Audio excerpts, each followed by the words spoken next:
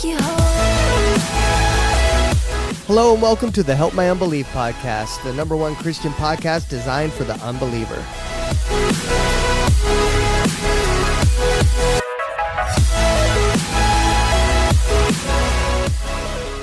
Okay, we're just kicking into this because, Larry, we're talking about this because I counted on my fingers because we're on episode 31. I get a crack out of it every time he has to use fingers to count. We're on episode 31. I'm waiting 31. For him to kick off his shoes. We're on episode 31, and he said we've been doing this over 6 months. And I said we've been almost doing for 8 because you do. There's 4 weeks in a month. No, I wasn't disagreeing with you. I was laughing at you. So 31 divided by 4, 1, 2, 3, 4, 5, 6, 8, 9, 12, 36, 17, 20, 24, 28, 31. But you so just, 7 months and 3 weeks. You just gave every month 31 days. Yeah. Every month does not have 31 days. How many months have 28 days? 1. No. All of them have 28 days. Oh, stupid. Stupid. Boom. Dang it, man. And how are you, Zach? Got him.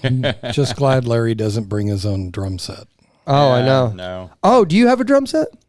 I refuse to answer that question. Do you have a drum He has set? a trumpet and a drum set. I would rip on a drum set. I really would. Yeah, I can't. I would. No. I can. I had one when I was 7. I had a drum set, and I practiced, and I practiced, and I practiced, and I don't have it. I'll tell you. I don't have the eye-hand coordination. I just don't have the rhythm. I'll tell you a funny story that happened to me. I was a drummer. I was a lead drummer for my high school, and Air band. And no, but we had 7th graders in our band, right? 7th grade all the way up to seniors. And there was this 7th grade kid that I picked on a lot. Like it was kind of like that senior prank thing or whatever, senior and freshman. But this you were a senior picking on a 7th grader. I was mildly insecure because that made you feel better about yourself. Yeah, I was probably a pretty insecure guy back then. Okay, but wait a minute. And the 7th grader intimidated him enough because they were the same height. Well, we actually liked the little kid. We just had a lot of fun with him. Right. Like one time we locked him in the closet and we put a bass drumstick through the closet, and we locked him in there the entire band class. And the teacher was finally like, "Where's Kale?" And we were like, "I don't know." And then he was sticking his finger through this hole in the door. And she was like, "Whose finger is that?" And she came back there and got him out. Well, anyway, through all these pranks that we had played on him, he decided he was going to get me back one day.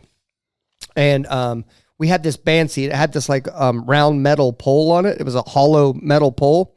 And it had just a cushion sitting on top of it. And basically, it had the cushion seating had a thing that went over it. Well, this kid decided he was going to unscrew that top of the seat and pull it off and set it down on top of the seat. So his idea was for me to sit down on it and fall off.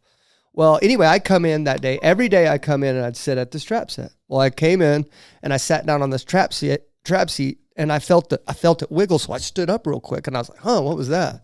Well, I didn't think about it. Well, that band seat had fell off. And I didn't realize it. So you got. And I sat full force down on the band seat. Oh, it was the greatest comeback of all time by Kale. That thing went up. I had blue wind pants on that didn't have much to it, and I went up. And here's the crazy part is I was cussing because I was hurting so bad, and the teacher was like, "Watch your mouth," and I was like, "Rah!" And she sent me to the office to have it checked because I was bleeding, and I had to show the principal my butt. Oh, I think there's a song about this. And I'm trying to remember what band it was about the kid that got beat up all the time, and they unleashed the lion. I can't remember. Was it Nirvana? There's some song about this. The retribution of the abused. Kale he got me back. He did. Well, when your hippie parents name you Kale, yeah, you got to fight back. Got me back good too. You can't go there. You got to fight back. No. The worst part about the pastor's oldest son is named Kale. I'm sorry. The worst that your pastor's a hippie. The worst part about that was showing the principal my butthole. I'm just saying that. That was the worst part. He's like, "Let me see it." I was like, "Excuse me? Shouldn't I be letting a doctor see this?" I'm certain that Kale is a very strong male name. Actually, it really it is. Honestly is. Yeah. Yeah, I just don't like kale to eat. Wasn't that it does wasn't taste that bad. that guy's name off of Good Burger? You guys probably Welcome to Good Burger, home of the Good Burger. May I take your order? Y'all don't remember that? What was his name? Kale. Yeah, Keenan and Kale. It's from the old school, back at like Nick at Night stuff. It's old school. Well, it's Nick at it's Night. old school for me. Yeah, I was getting ready to say that's not what I consider old school. But thanks. The You guys were probably well into your 30s at that point. The Muppets, or maybe what's the Led other Zeppelin and Foghat. That's old school. well, Sesame Street was around when I was a teenager. Well, Sesame Street's been around forever. Yeah. Yeah, Mr. Rogers. Captain Kangaroo. Captain Boom, Kangaroo. from my time frame. That's old Captain school. Kangaroo. What was that? You don't remember? Oh, you wouldn't remember Captain Kangaroo. It sounds familiar. That's why I'm Googling Miss it. Green Jeans. Do you know who Yeah. Mr. Green Jeans Yes, is? sir. Nope. Yes, sir. You remember Gumby? Well, you remember? you remember Gumby? What was the one on Channel 13? The David and Davy and Davy. Davy, the little Yeah. claymation. It wasn't claymation, but it was the Yeah, animated and he had at that time. What was the dog's name? Oh man, I don't remember, but I watched it every morning or every Me Sunday too. before we went to church. Me too. No, I don't remember. I don't. 1955. Good grief, dude. Yeah, that's when They had TV in 1955? well, yeah. Didn't you watch the Waltons? What the heck is this, Mark? What? What the heck is that? Like, what is that Oh, guy? dude, that guy is awesome. man. What That's is Captain that Kangaroo. guy? That's Captain Yeah. Kangaroo. Yeah. What was this about? What was it about? Well, he had a house kind Talk of like to kids. Yeah, and He was it was a kid he show. was like the Mr. Rogers before Mr. Rogers. he was. Mr. I wouldn't Rogers let that kid before talk Mr. to my kids. He was Mr. Yeah, he is. He was Mr. Rogers before. Mr. He Rogers. taught Really? he taught you moral. Yep. He taught you social. Yep. He taught you obey. Hey, Google, was it Davy and Goliath? Wasn't that the name of the show? Maybe He didn't, was the dog named Goliath? He didn't teach you how to clean up your eyebrows, that's for sure. No, but hey, Those everybody, suckers are meeting, dude. everybody, hey, there's a lot of stars from the 50s that had the caterpillar eyeball. PBS, Davy and Goliath. Davy and Goliath is from 1961. It's Yeah. an animated Yeah, it is. show. Davy and Goliath. We used Yeah. to watch that. Oh, I remember this. Yeah. You remember that? You used Yeah. to watch that every Sunday before church. Yeah. Yeah. 14 seasons. They must have liked it. Oh, yeah. It was. Good grief. I It was liked good. it. It was about the kids, you know. Yeah. Yeah. That's when. That's where we got our morals That's from. when there instead was of, actually instead of good Power messaging. Rangers. Yeah, actually good messaging out there. Oh, Power Rangers is really good compared to like Rick and Morty and the stuff that the kids are watching Bart nowadays. Simpson crap. Yeah. South Park. No. Well, you know, South none, Park. of, Yeah, none that's of a that's bad one. made for kids, though. I mean, if you look at Rick and Morty, But you look it's a at cartoon, so therefore It's kids dragging watch them in. it, and parents say, cartoon, okay, go ahead. Yeah, well, because it's that's no what we were cartoon. raised, watching cartoons that were good Well, for us. What's the show that I would like during my time? What's the show that I wasn't allowed to watch that I would always sneak in and watch was Ren and Stimpy. You remember that? Yeah, I wouldn't let my Terrible. kids watch it. No, my parents wouldn't either, but I'd sneak it. But That's what I just said. terrible, I didn't let my kids watch that stuff. terrible. which was Their moms did, but which I didn't. was the animated, and it was just not too long ago series that had the boneless chicken. Boneless chicken. Yeah, I don't know if it was Adult Swim or something. Right up animated character boneless chicken. Adult Swim says you shouldn't let kids watch it. Right. Oh yeah. I flipped across channels and come across that, and I went, Cow and yeah, chicken. no, ain't happening. Oh, that's crazy. I don't know, but it's a boneless chicken that has no skeleton, so it just lays around. It's really funny. Just a blob of feathers. Just a blob of feathers, right?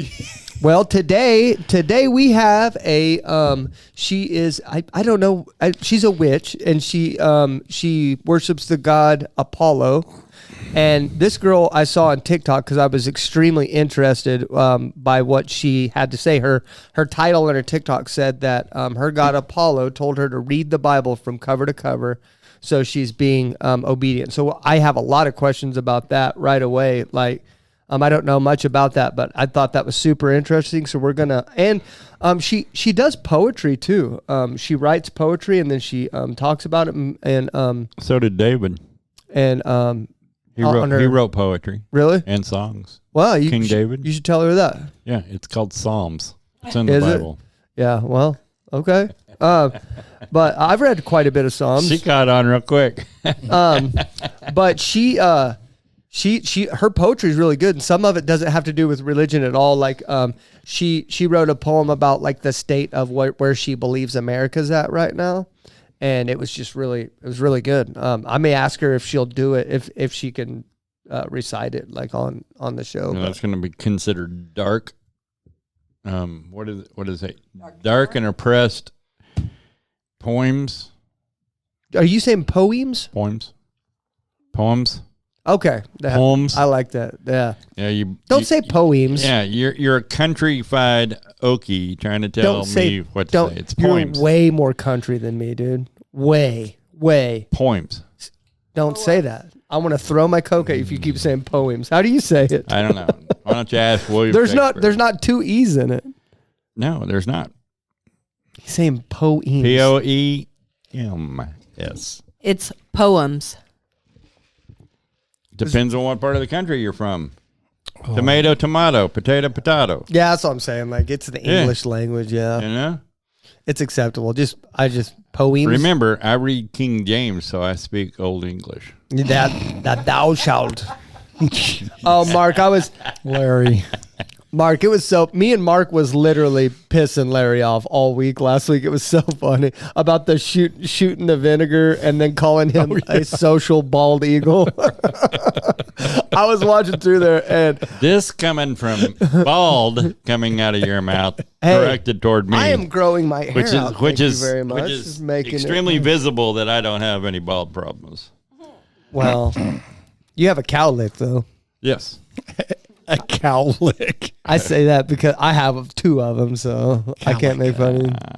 That's what I'm saying. I could just okay. Now wait a minute. Wait a minute. A cowlick is a block of salt in a field with cattle. Hey, we're back to So we're back to the dialects, aren't we?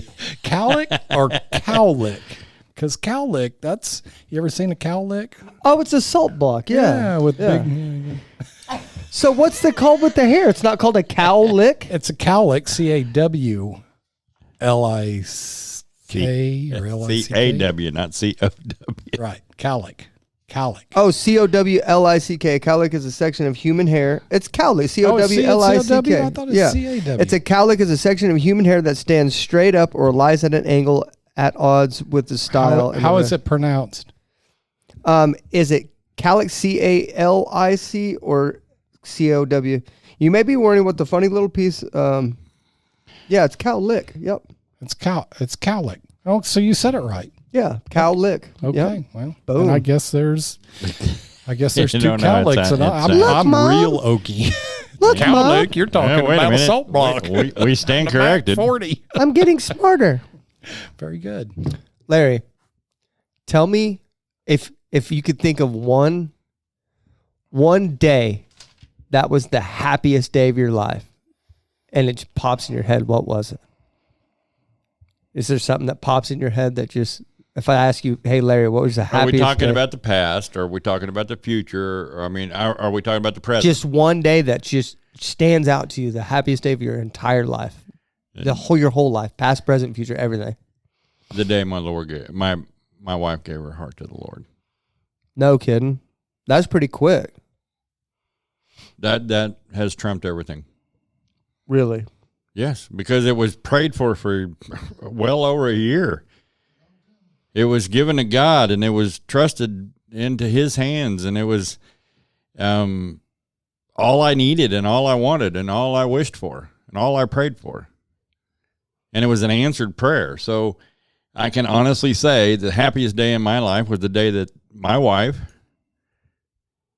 gave her heart to the Lord. That's awesome. Yeah. That's awesome, man. So that was your number one answered prayer. That more so, and it almost is trumped. But when she said to me, "Hey, babe, I think I'm going to get baptized," and it wasn't that I had told her to get, hey, you need to get baptized. I didn't mention it. I didn't bring it up. All of her salvation is in God's hand. Every bit of her salvation was just God. It wasn't me forcing her to do anything. So when she came to me and said, I want to get baptized, it was like mind-blowing to me. Yeah. And to reiterate the joy that I feel when I see my wife giving praise. And I'm back here in the back, and I'm kind of watching the crowd. And she's kind of stepping into leadership positions now, yes, too, huh? She has been. That's cool. Yeah, but I mean, when she's giving praise with everything that she has, and she doesn't care. Listen, we're crazy praisers, okay? We don't care what you think about us. Yeah. We're not praising for you. We're not praising for the people behind us. We're not making a show out of it. We are unabashedly giving our praise to the Lord. Yeah. And if it offends you, I'm sorry. You're not going to enjoy heaven, kind of like what Pastor Kevin says. Yeah. But when I see that just reiterates the joy. It reinforces the joy in my heart about her and the walk that she's had with the Lord, you know, since she gave her heart to him. That is the essence of my joy on a human scale.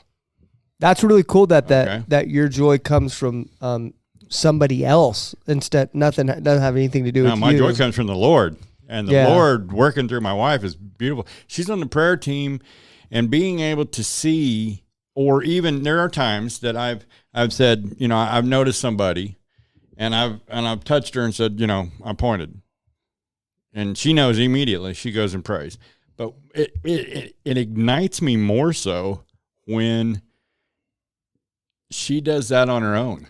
When the Holy Spirit has prompted her to give somebody a word. We have several very strong women in this church. Yeah. Very strong. Yep. And they give, they're in obedience when they give the word to somebody. And when she lets me know that the Lord has prompted her, and she's walked up and talked to somebody and given them a word, and the woman starts just bawling because it was the confirmation she needed to hear that day from the Lord, or that, you know, it's just. That's cool, man. Yeah. Why can I not get joy from that? I love that. I love that so much. I don't blame you at all, man. So that's awesome. What were you expecting? The birth of my children? No, that's what popped up. But no, I love that answer. I just kind of, I don't know. I was thinking today, and since I've been a little kid, I've always enjoyed interviewing people. I really like hearing people just sit to this. Some people might find that boring, but I love listening to people's stories. What you got to realize, that's what I realized in podcasting. I was like, man, literally everyone on this planet has a story, and everyone. I got several, and everyone's story is interesting if you're interested in it. Yeah. Does that make sense? It is. If you're not too involved in your own story. Mm-hmm. Yeah, agreed. I don't think I have much of a story. It would take a pretty good interviewer to get something out of me. I saw a post one time that said, treat everybody like they were going through the worst period of their life, and you'll be right half the time. Mm-hmm. Ooh. I think that's pretty safe assumption. If you go in and treat everybody like you're helping them through the worst day of their life, then you don't know how many lives you've actually touched. Right. If you're just kind to somebody, and I'm not even talking on a religious level, okay, but I have that backing me, but I'm saying just to be kind to people. I was incapable of being kind to people unless I wanted something from them. I was in sales, so I knew how to be kind to people when I needed something in sales, right? When you want to make the sale. You knew how to be manipulative. Shush, don't say that. But it's you're pretty true. But, right. But ever since I gave my heart to the Lord, being kind to people is important to me. Yeah. Yeah. Treating them, and it's not treating them like I want to be treated. It's treating them with the love and respect that God has put in my heart for them. Yeah. And it's amazing what pride does. It is amazing what pride can do. It blocks you from other people's stories. That's for sure. I love helping the older people. And so we got several of them that have a issue walking. Okay. They got canes or they got walkers and I try to help a lot with and I'm not patting myself on the back, so don't get me wrong, but I try to help people with their plates. And there's a lot of people that don't want you to help them. Yeah. Because they're so, and I'm not saying pride in a bad way, Maybe but I'm that's saying not pride. Yeah. Yeah, Maybe it is. that's not. But one of them actually mentioned it to me today and said, Larry, it's not that I don't appreciate your help. Yeah. It's I don't want to give up the opportunity that I can do this yet. Yeah. I'm not ready to not be able to do this yet. Well, it's like Peggy. And it reminded me of Mom. Peggy's like 90-something years old, and she's out there in 89-degree weather picking weeds out of her front yard. And I don't think she's doing that because she believes that the weeds need to be picked. I think she's doing it because she's just not stopping. I think when you stop, that's whenever you go. She's an inspiration to me. I take care of her yard. And when we first started taking care of her yard, it was because she came to me and asked me for us to do her yard because her son took away her lawnmower to keep her from mowing the yard. Yeah. And it was 3 years ago. Okay, that's how old she is. And it's like she came out there and goes, I really wish I could mow. Could I just mow? Can I just, you know what? I let her, and I got a self-propelled, so I knew it wouldn't be having to push, and I'm standing right there, and I'm watching her. She has problems walking, but boy, that mower took off. Oh. And her hair was like, she made a pass up and down, and I thought she would give it up. She made 2 more passes. And then I was like, Peggy, you got to give me the mower. It's getting hot. I need to like, you've had your fun now. Hey, well, do we have a timer over there? How far are we in? 21 minutes. 21 minutes? Yeah, okay. You forgot. Thank you. No, it's okay. I'll just add 21 onto that. Okay. Let's get to our guest because I think we're going to have a lot to ask all of us in here, and she's going to have a lot to say. So I want to go ahead and get to her. That way we can spend as much time as we can. So our next guest's name is Alyssa, and I've already kind of gave her a little bit of an intro. We're so excited to talk to her. So here she is, Alyssa. Hello. Whoa, you're quick. Hey, Alyssa, how are you? I'm doing good. I was just sitting here doing a couple of things off to the side. So yeah. Okay. I'm gonna go. Have you watched the show at all, or just the clips on TikTok and stuff like that? I've only watched a couple of the clips on TikTok. Okay, so I'm going to go over just a few of the show like rules, I guess you can say, before we get into it. So we don't we ask that you don't pray or anything like that. We don't pray, or we try to even stray away from any type of religious language or anything whatsoever, just out of respect for you and your beliefs. And then we don't debate. We just want to have a conversation. I've been watching your stuff for like a month now, and I'm actually super interested and excited to talk to you. So thank you for coming on. And then that's really it. You mentioned cussing. I would like it if you didn't, but if you do, I don't know. I think I've cussed on here a few times, but here's the deal. We have an everyone rating on the show, like where it's rated for everyone, and we would like to keep it, but if not, I would rather you be yourself. I want you to be yourself. So, I'm going to be going with general TikTok rules just to make sure. But I always like to clarify because being autistic, sometimes it's a little more difficult to hold back when your head says one thing and you have to translate it to a different word to not offend the censors. Yeah, so this is pre-recorded, so if you do cuss, we could always just edit it out. That's what I'm saying. Like, I wouldn't just put too much thought into it. And then the next thing is I'm going to go around the room and interview everybody. To my left here, I've got my executive. He's going to introduce everybody. And this is the job of executive producer. Introduce. Hi, Alyssa. My name is Mark. Yep, executive producer Mark. Hello. Hello. My beautiful wife, Angela. Hello. Hello. And my handsome and dapper co-host, Larry. Finally, something that I could actually not argue with. You like that one? Well, yeah, at least, that's better than beautiful. And you're getting tan. And I am getting tan from being out in the sun, yes. You are tall, dark, and handsome now. I'll take the tall and the dark. I can't do anything about either one of those. Yeah. Hello, this is Larry. And then me, I'm Zach, by the way. I'm the mouth. I'm the handsome. I have a really nice voice. I can't think of anything else this week to say. I usually give myself a couple. You didn't even hear me. I said mouth of the South. I don't know what that means. Jimmy Hart. You're a wrestling fan. You should know that one. Oh, Jimmy Hart. That's old, man. Oh, my You're goodness. so old. Okay, Alyssa, I want to get to you. So just a brief overview of what I've seen so far is, would you call yourself a pagan witch? Because is Greek I don't want to say mythology, but the Greek god Apollo, is that considered paganism?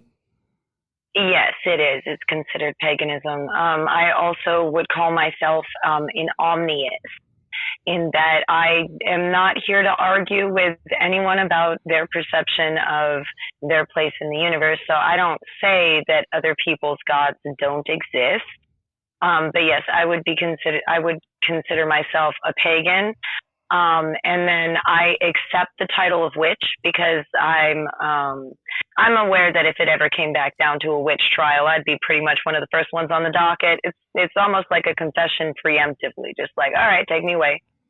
Right. Okay. Would you go back and reiterate that word that you said, M something or another, and spell it for me? Omniist. Omniist. Yeah, an omniist. It's essentially like we recognize that the entirety of the universe and everything contained in is God, and then everything beneath that is like a lower G God. It's a facet of the universe that never claims to be all of it.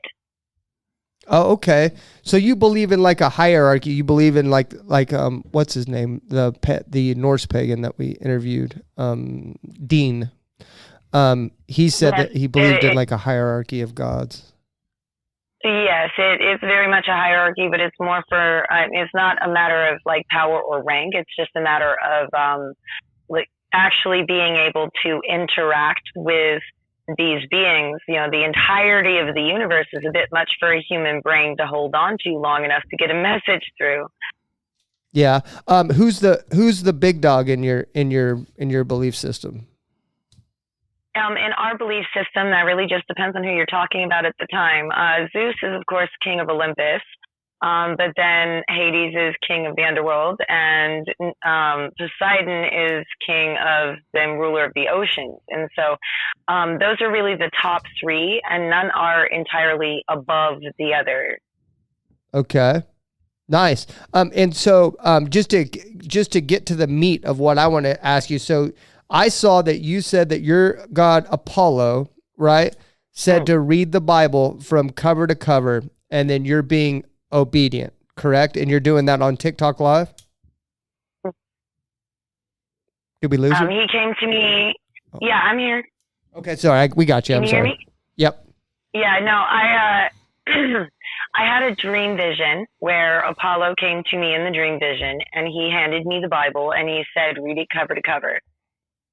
And it was really just that simple. He didn't explain why, and he doesn't explain what the end result will be. But, you know, whenever he doesn't explain those sorts of things, it's usually because if he tried to, it wouldn't make any sense. Okay, so how far have you made it so far? I noticed you were like the other day you were in like 2 Samuel. Have you done any of the New Testament yet? Oh, no, I haven't even gotten to the New Testament yet. Let me check where my bookmark is. I am in the second book of Chronicles, chapter 8. So we're going over basically the expansion of the story, or the like adding of new details, I suppose, of the story of Samson. Okay. Okay. And so you're pushing right through it. So what have you not got any like clues or ideas thus far of why he would want you to do that? I've gotten a few clues. One of them is so that I would have the proper words for my poem, What Would Jesus Do? I needed to know what would actually get the message I'm trying to get through. And you can't speak to someone where they're at if you don't actually, know where they're at. Right. So that's at least part of it. And then I think that another part of it is that there are a lot of people who they've always been curious of what's in the book, but whenever they listen to the audiobook, because they're not readers, or they listen to someone else reading it who believes in this stuff, it always is, the message that I've gotten is that there's always that undertone of, isn't this so incredibly significant? Convert.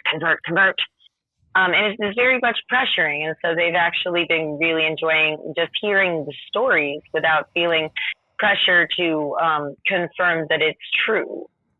Right. Yeah. Yeah. Have you gotten anything so far from it? Like just from, have you learned anything? Like what have you learned? What's the major point that you've learned so far? Well, I've learned that if those of us that don't believe mess up, we might pay for it for sure. But if those of you that do believe mess up, everyone pays for it.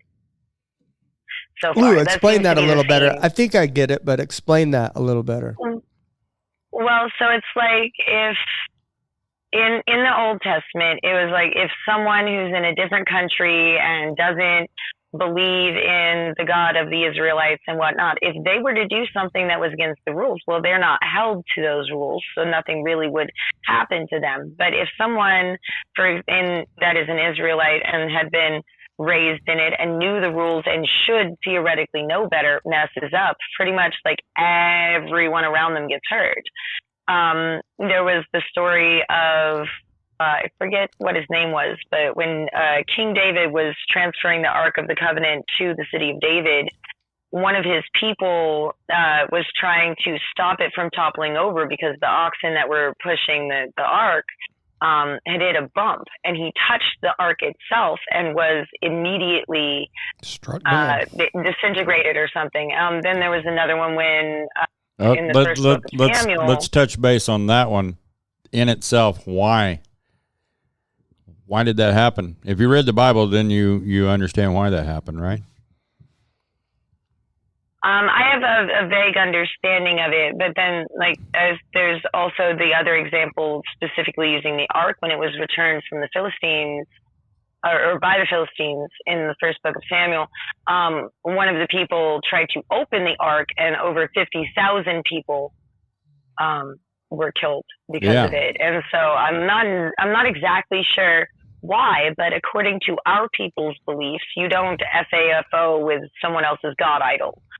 Well, okay, that'd be a good point, and they did, so they paid the price for it. Yeah. But David, in his hurry to get that ark back, he had it being pulled by oxen, which wasn't supposed to happen. That ark, the rules and regulations say that ark is to be transferred on the shoulders of the priest. They are to carry it on long posts. There are certain specifications exactly how it was supposed to be moved, and David did not obey in that particular manner. And unfortunately, that's why it was started to topple over. I had noticed that, and I was wondering if that was significant. Yes. So I think we have it easier than those guys back then, though, because God was teaching them obedience. Yeah. And sometimes when God teaches you obedience, you suffer the consequences for disobeying. Yeah. Alyssa, do you believe those stories that you're reading right now, do you think those were, do you believe those are real life events that actually happened? I think that parts of it are probably based on real life events, but to me it reads very much like just legends that are meant to portray, there's just stories that are meant to portray a lesson to other people so they'd understand if you do this, this is probably what's going to happen, sort of a cause and effect. If you're messing around with things that have power beyond your comprehension and you don't know the safety protocol, you're bound to get burned, like sending someone who doesn't understand anything about chemistry into a fully stocked chemistry lab and wondering why everything's exploding. Mm-hmm. Right. Okay. So before I get into, you've said a few things about the Holy Spirit and stuff like that that I enjoyed, and I want to get that from you later. But right now I want to. Wow, I'm drawing a blank. Hold on. I'm drawing a blank. I had a question. Mark, did you have a question? Wow, senior moment from the youngest person on staff. I'd just like to know her background. How'd she get to where she's at now? There you go. Let's do that. Oh, well, that's a story and a half. I come from a family of pagans who've been practicing folk magic and other types of things, herbology and things like that, for the longest time. And they actually hid inside the church as a matter of tradition for the sake of protection and anonymity. So I do know a decent amount about Christianity. I've been to many different churches. But as someone who is a follower of Apollo, and as someone who, like our families, our practices, one of the highest laws is babies are off limits. I could not bring myself to go and hide inside of a church, because first of all, that would be lying, but it would also be sort of in a way saying that it's okay what they're doing, the reports coming out that what children are suffering inside those churches sometimes. What are you hiding from? Like, what were you and your parents hiding from?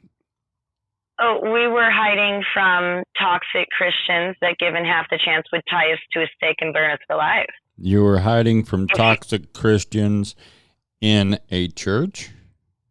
Yes, because if they think that you're one of them, they're less likely to unalive you.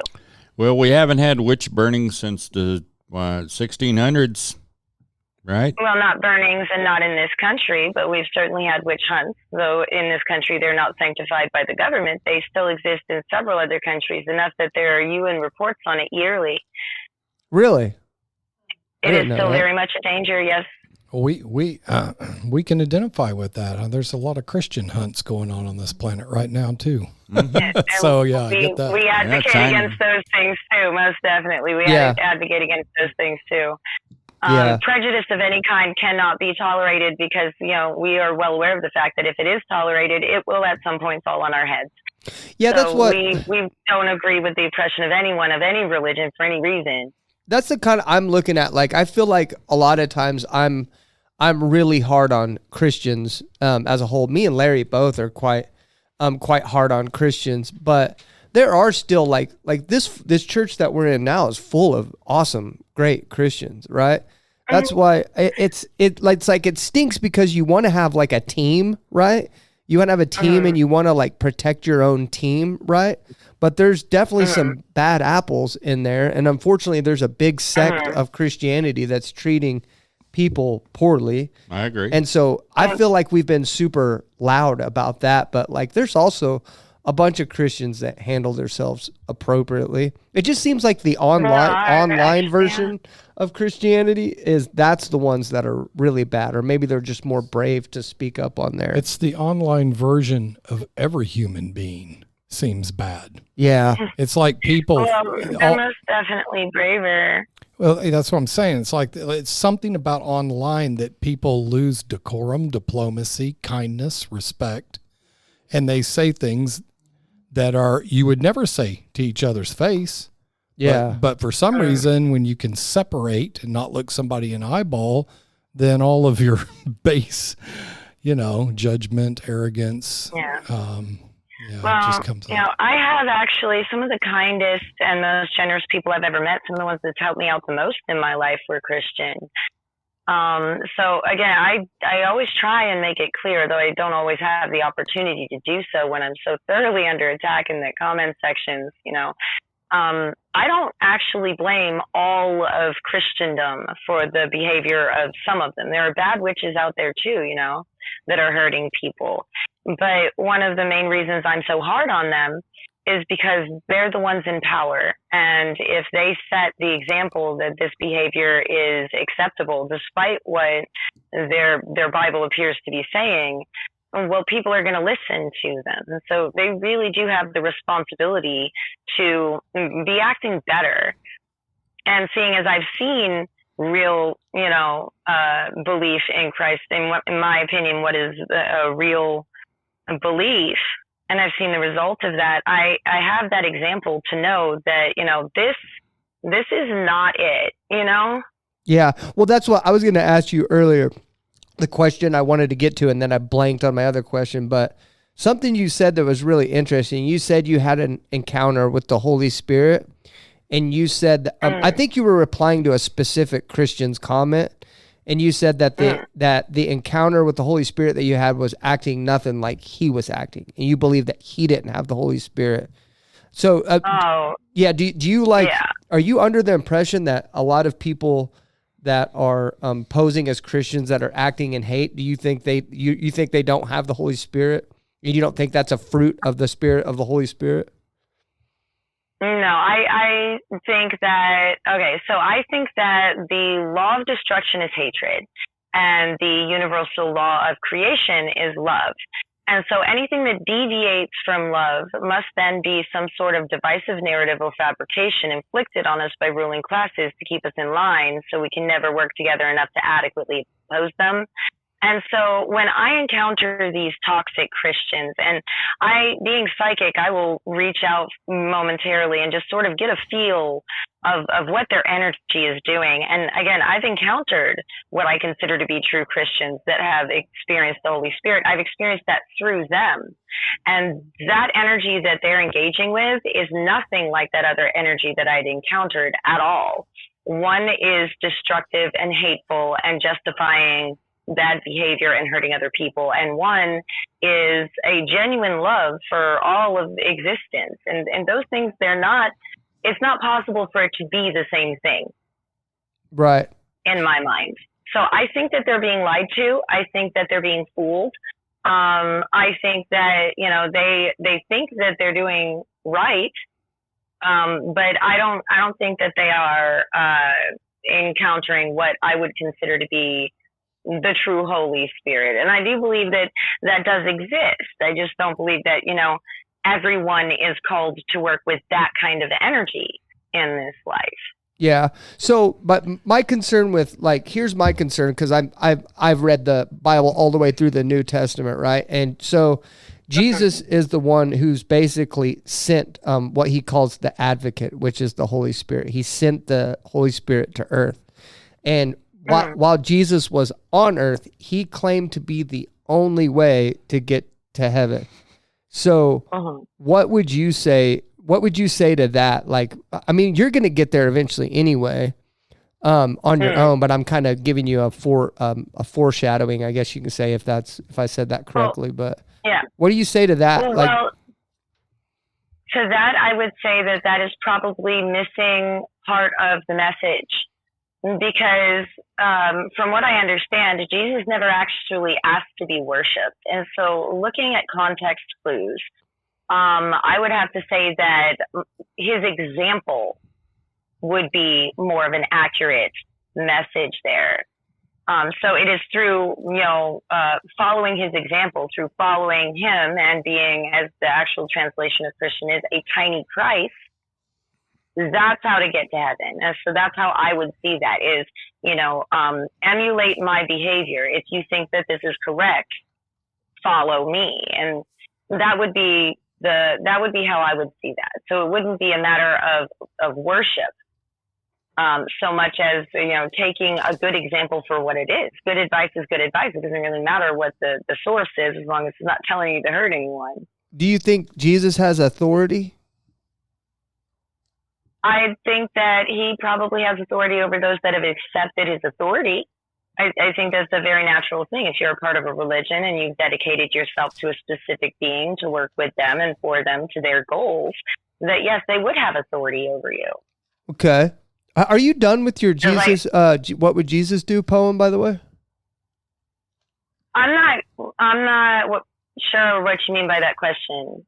What do you mean done with? Have you posted the video? So I haven't heard of that one yet. I saw your America poem.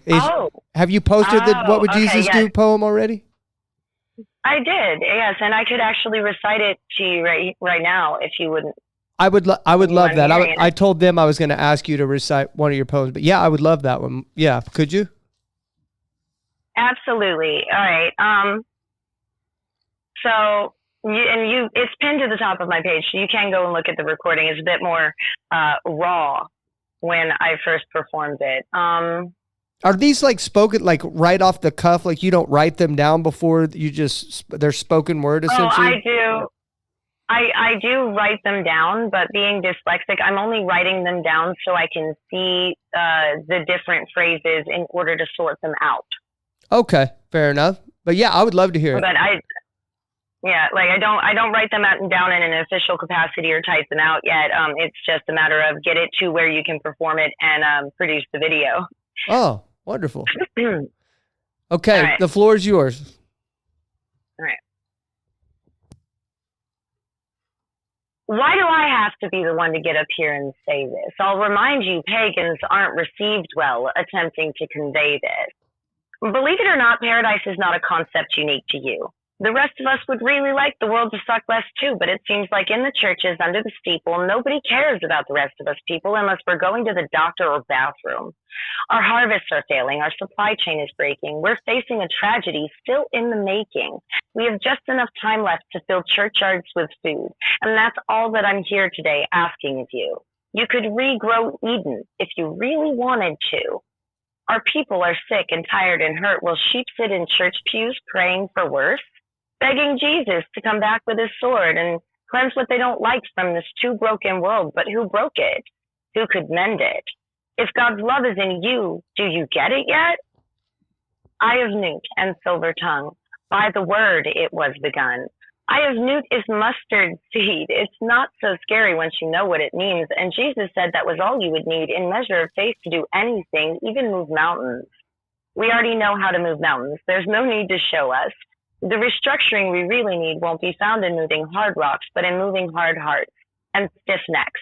Those that say let them suffer, they get what they get. Wolves dressed like sheep would have you see yourself above us.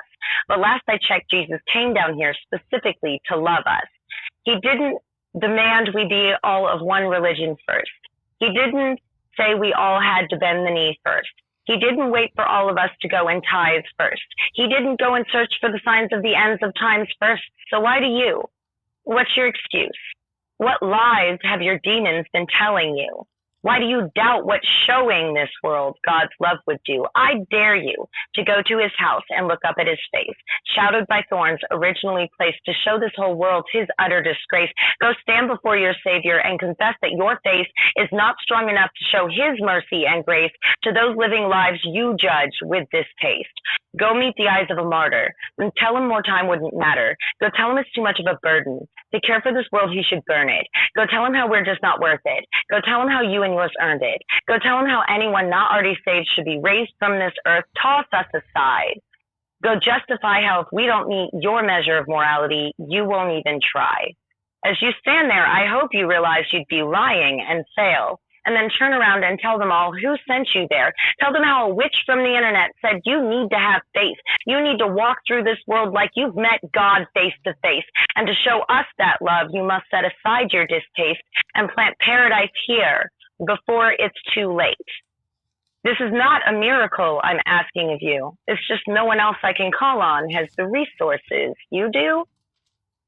You say the Lord lives in you. So yeah, we're looking at you. If not now, then when? If not you, then who? So before you toss this poem aside, as I'm sure you're inclined to, please first take a breath and ask yourself, what would Jesus do? I dig that, man. That's open mic night worthy right there. Yeah, pretty intense. I mean, that was good. And you know, this is Mark. It's funny because and there's so many things I agree with you about. And in Revelation, at the end of chapter 3, in Jesus's letter to the church of Laodicea, which we believe we're in the final church age now, it says, this is supposed to be Jesus talking. I know your works. You are neither hot nor cold. Were that you were either cold or hot. So because you are lukewarm and neither hot nor cold, I will spit you out of my mouth. For you say, I am rich, I have prospered, and I need nothing, not realizing you are wretched, pitiful, poor, blind, and naked. I counsel you to buy from me gold refined by fire, so that you too may be rich, and white garments, so that you may clothe yourselves, and the shame of your nakedness may not be seen, and salve to anoint your eyes, so that you may see. Those whom I love, I reprove and discipline. So be zealous and repent.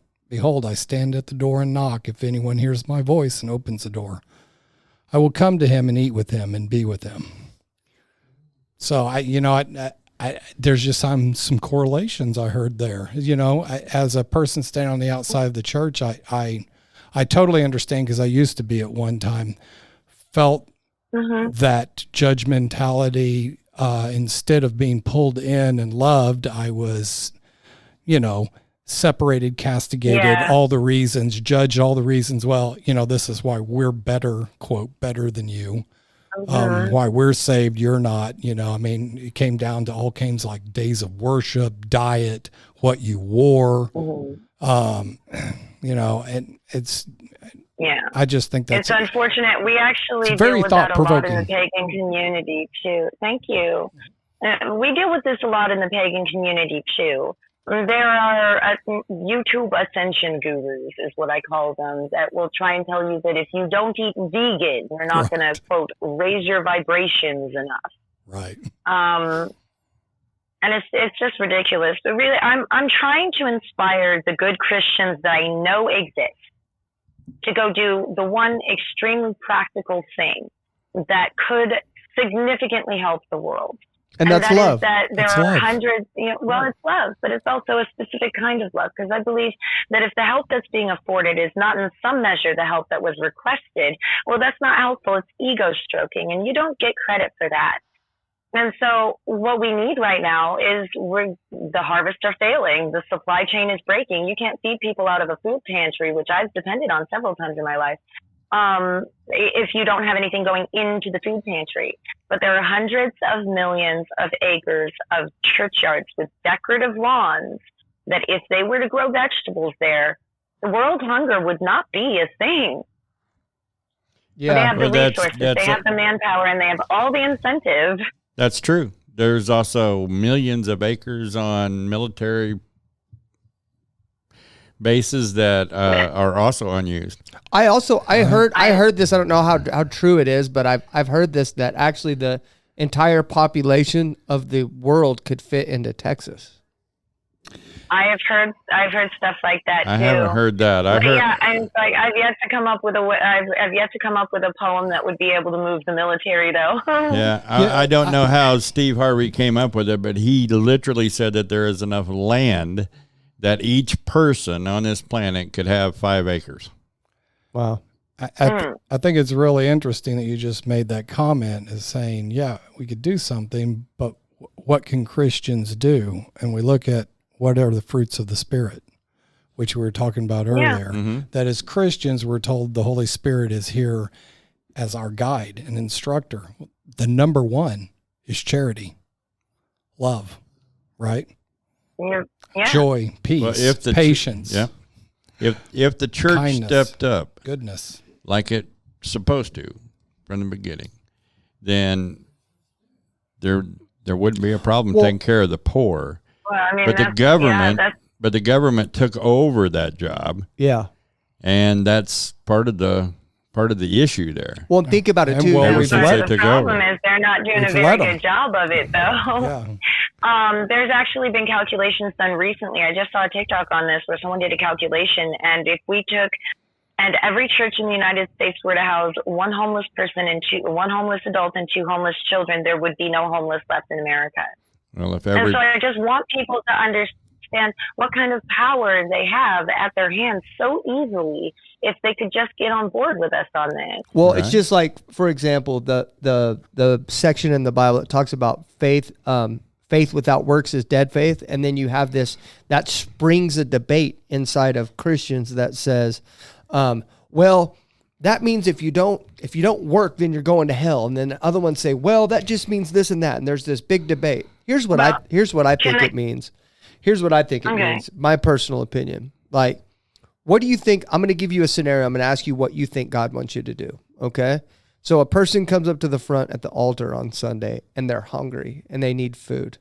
Should you lay your hands and pray on them, or should you feed them? Should feed them. Should feed them. But are they letting you, if they're coming to the altar and praying, that's faith are they without giving works. you the information that they actually are in need of a physical substance, or are they coming there for the spiritual substance? I just mean, if you wanted to break it down, the person that needs to be fed, that doesn't have the needs. Well, she's laying it all at the foot of the church, and I'm literally saying, how many have you helped individually? Right. If we all helped someone individually, then the problem wouldn't be there either. A philosophy not lived. I would actually, is dead. I'd actually, I would actually like to quote you one of my favorite Bible verses in direct regard to this. Okay. It's 1 John chapter 3, verse 17, 18. If anyone has material possessions and sees a brother or sister in need, but has no pity on them, how can the love of God be in that person? Yes. Dear children, let us not love with words or speech, but with actions and in truth. Amen. That's good word they for might everybody. be going for both. They might be going for both. They might be going for both the spiritual reassurance because they've gone through a hard time, as well as they believe that Christians are the people you go to when you need help. We're supposed to be. Yeah, give me that address on the verse again. 1 John 3 what? 1 John chapter 3, verses 17, 18. Okay, and I liked what you said in that poem too. You said that the thing to affect change is living inside of us right now. I like that. Yeah, that kind of hit me because it's true that like everyone here, we could literally me included, could change the world, and the tool that we have that is necessary to change the world is literally living inside of us right now, and we're not. That's why I've never it. understood the whole Revelations, Jesus coming back and whatnot. If he lives in you, he's already here. He doesn't need to be resurrected, really. And it's just that people need it. It's so obvious that they're missing it. Like, it's right in front of their face, but it is so obvious that they're missing it. I agree completely. And I feel like if someone doesn't right in front of their face. Because, I grew up in the 90s and 2000s. I know I'm aging myself here, but I was there for the original What Would Jesus Do bracelets. That's why I ended that poem that way, because I was told that if everybody in the world would just for a moment consider what would Jesus do in any of these situations, there would be paradise on earth in less than a decade. Well, that used to be a big movement, right? Like everybody, you had a bracelet. And it actually saved my behind a couple times from my bullies. They found out that I wasn't Christian. It came and bullied me. I took their little bracelet in my hand. Yeah. I looked at it, and I looked at them, and I said, really? Right. And they just got really embarrassed and walked away. But I've seen what small acts of kindness can do. I've seen it with my own two eyes. So if all of us pulled together on it, there's nothing that could stop us. And there was that one phrase, as it is on earth, so shall it be in heaven. If we decide that this is what we want, that we don't want the world to end, that we want it to be more perfect for everyone, regardless of what they believe, it will be so. Yeah. So you mentioned something earlier. I wanted to bring this up. I don't know if you guys caught this, but so there's a sect of Christianity, Alyssa, I'm not sure. I'm just going to say, just in case you don't know, but it's called preterism. And they believe that the kingdom of God is already here. So the entire book of Revelation's already been fulfilled, is what they believe. And they kind of said what you said, that the kingdom of God was living within us right now. Did you catch that? Yeah, I did.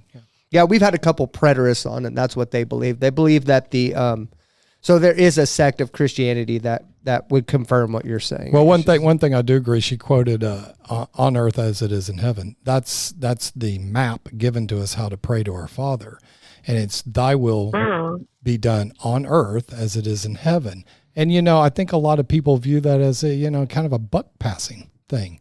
I'm gonna pass the buck. Yeah. Your will be done. Help those poor people I saw when I drove by. Lord, help them out. And like you have two hands. Who's God's hands and feet? Yeah, we are. Yeah, we are. Yeah. So if we want His will done, we got to get out there and start doing it. Yeah, you want His will done, but you don't want to be used to do His will. Right. Yeah, and the way that I've always seen it is that if God exists in everything, if we're going to go with that narrative of the universe, and I will indulge it, well then He exists in religions that you don't care for. He exists in people you don't care for. And He exists in every place that suffering exists. Now, we can't eliminate all suffering, but we can minimize it to the extreme. And so if you know that you can stop that suffering, and you know that God is in that suffering somewhere, and you choose not to, have you not then sanctioned the suffering of God? Yeah. That Larry said something a couple weeks ago that hit me pretty well because I was always like last year. I'm gonna be. This is gonna be embarrassing, but I'll admit it. Like pretty much like a couple months ago, like I was just under the impression that you just kind of pray at your house, and then just and then God does everything else, right? And that's kind of the taking their faith without works is dead approach, and I didn't realize that. But then Larry said something a couple weeks ago. He said, "What do you think would have happened whenever God commanded David to go kill Goliath?" He said, "What do you think would have happened if David would have just kind of sat there and been like, well, God said this was going to happen. What do you think would have happened if he would have just showed up and did nothing? He didn't act. Like Goliath would have killed him.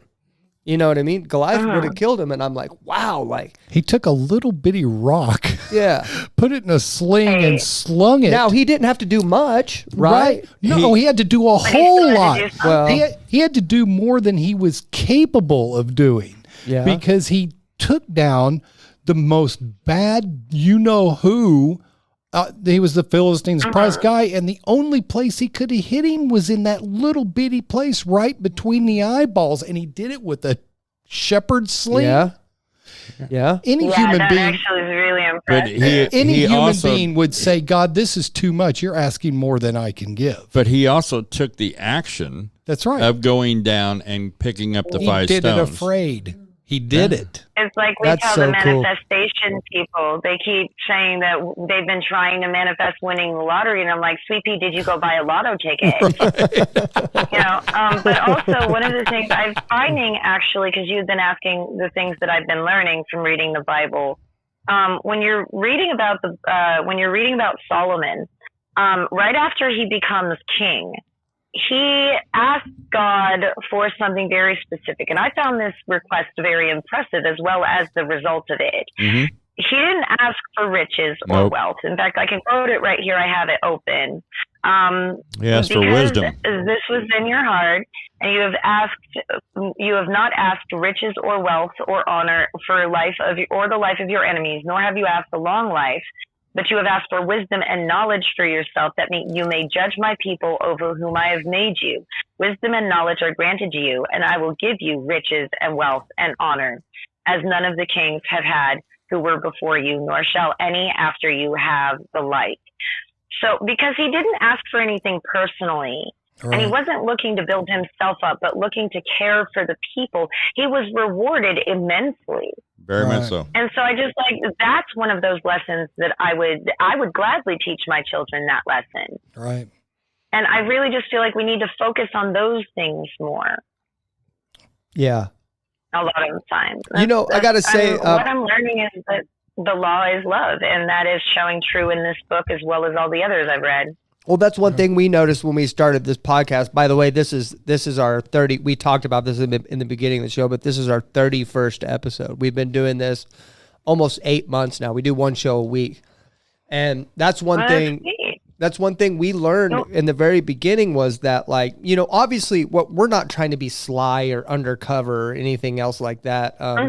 We wanted to create a show that unbelievers or people that didn't believe the same thing we did felt comfortable coming and listening to every week, with the hopes that people would come to Christ through it, And what I realized is if that is a true goal, we're not going to get there by telling people they're going to go to hell. We're not going to get there by telling people that you're wrong and slamming them over the face with our beliefs. But what we do is listen and love, And I feel like love gets more done regardless of the outcome than what hate would do. Hate is more for you, right? It's more for you to get through whatever emotional thing you're going through. Well, look at Jesus. Look at Jesus and the woman at the well. He told her, he said, yeah, you're right. You're not married. You've had 7 husbands, and the man you're with, you're currently not married to, but there was no condemnation. He said, if you drink of this water, she was thirsty. He said, if you drink of this water, you'll never thirst again. And, there was no judgment. It was knowledge, but to let her know that she was in front of God, but there was no judgment there. There was love. They were saying you can turn. Well, and I am the way. I feel like Jesus did that for. Things I've been. I'm sorry. I feel like Jesus did that really for a couple reasons. To flex that he was God, first of all, to flex that he knew something, you know. And then number two, he didn't bring that up because the Pharisees probably would have beat her over the head, right? They'd have stoned her to death, probably. Yeah. But he was like saying it, I'm only telling you this to show you how much I love you. You're right.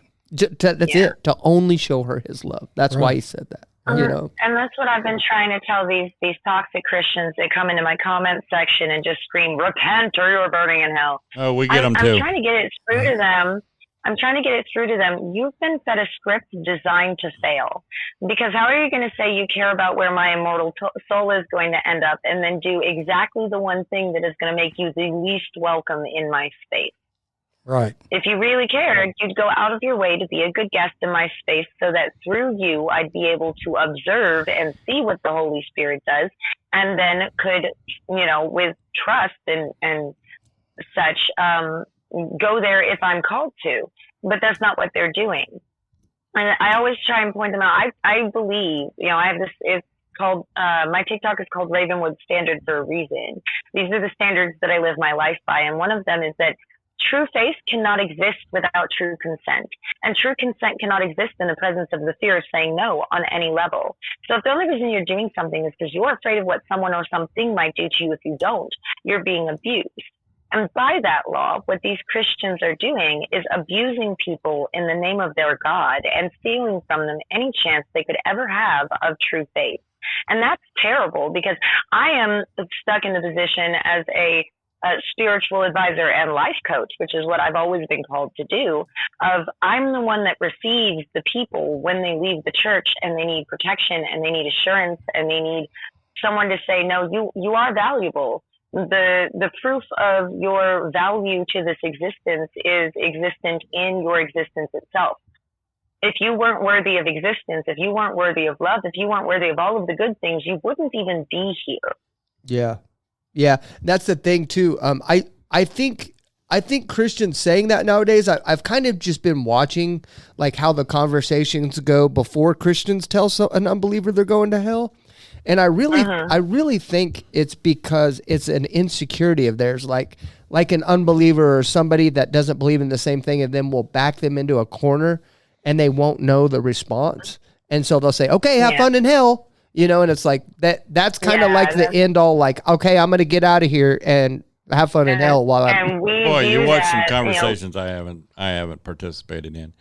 Yeah. Well, like when that happens, and it does almost inevitably happen, that is, to us, they're revealing that, you know, they don't necessarily fully believe what they believe. Now, that's not a judgment against the religion. That's not even really a judgment against them. It's just an acknowledgement of, if this person is capable of being pushed to that, they need to re-examine themselves. But, you know, that, and when you come straight into someone's, you know, space, and you declare that everything they believe is a lie, that their God's a demon, or that magic doesn't exist, witchcraft isn't real, and I'm just making it up because I watched too much Harry Potter.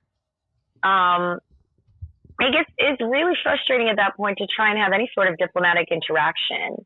Right. Yeah. And so I'm trying to get them to understand, like, how is their message being received so that they can then adjust their messaging. But I'm also trying to get them to understand witches were never the enemy.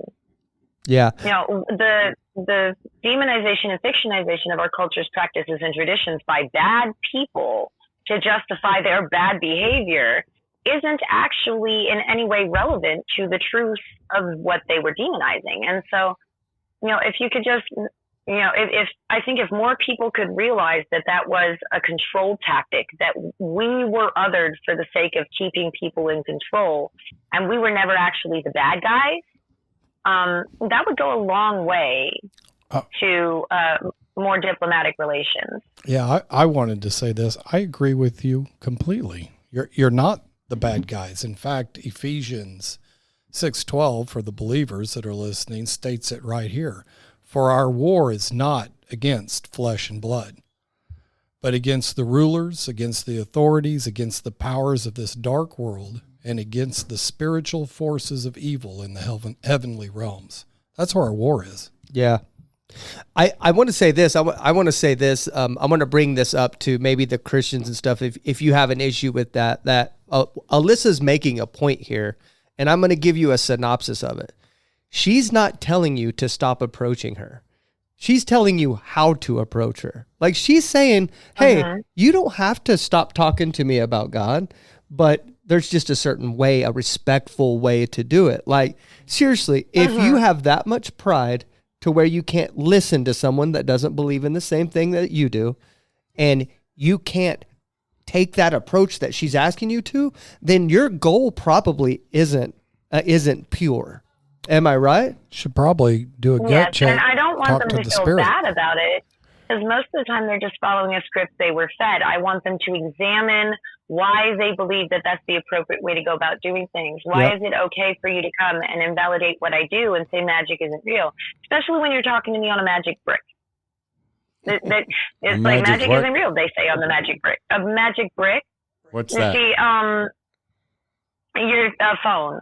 I'm often saying on my live stream in response to this that magic has to exist because we are tiny carbon-based mammalian creatures clinging to an itty-bitty blue dot, hurtling in a never-ending dancing spiral around a giant plasma ball, being propelled through this universe by powers we do not fully comprehend, and yet still, somehow we have managed to take, understand, and refine the minerals on this planet to such an extent as to be able to run controlled lightning through them and make them math so well they darn well people at this point. We're talking on a magic mirror right now. Right. How can you tell me that magic doesn't exist? Larry's eyes literally just rolled back in his head because you fried his brain. But no, I'm going to break this down for you. She literally is talking so fast that I can't. She fried your brain. It's okay. No, but I'm not being able to hear everything she's trying to. So what she's basically saying is she's saying that this is kind of like if you would have the phone is kind of witchcraft in a way because of magic, not witchcraft. Magic. No, magic. That would be witchcraft if you were way back in time. Yeah, before you take technology. that to the 1200s and show them all the stuff this could do. Yeah. Well, let's just talk about magic right now. Magic keeps our feet on the earth. I can't explain it. I'd say it's magical. Yeah, but we call it gravity. We call it gravity. Yeah.